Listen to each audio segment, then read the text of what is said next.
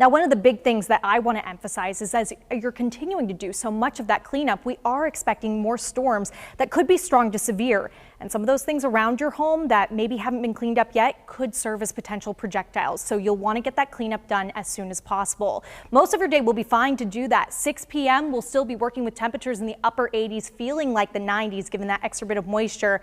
As we start to head toward the later evening hours, we increase those chances for showers and storms coming from the northwest down to the southeast and crossing through central Iowa, likely around 10 p.m. this evening.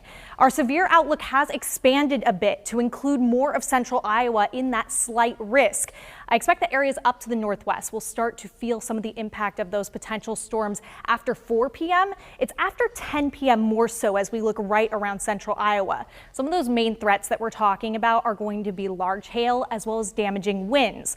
But there is a non-zero chance that we could see a few tornadoes. Again, my major concern being so many things that haven't been picked up or have been weakened, trees, poles, as well as even structures. And with strong winds that come through, that could put things at a higher risk. So you need to be cautious of that and have multiple ways to receive information as we head into the next 24 hours, especially given that it will likely be happening while you're sleeping.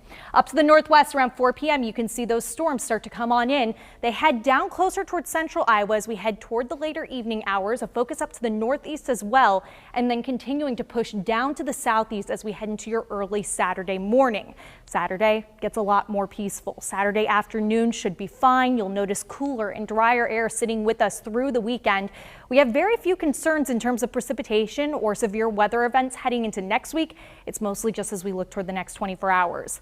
Tenths of inches as far as accumulation with rainfall, not a whole lot there. Of course, higher amounts in isolated storms can be expected. Today, pretty similar to yesterday as we continue to work with upper 80s, feeling like 90s.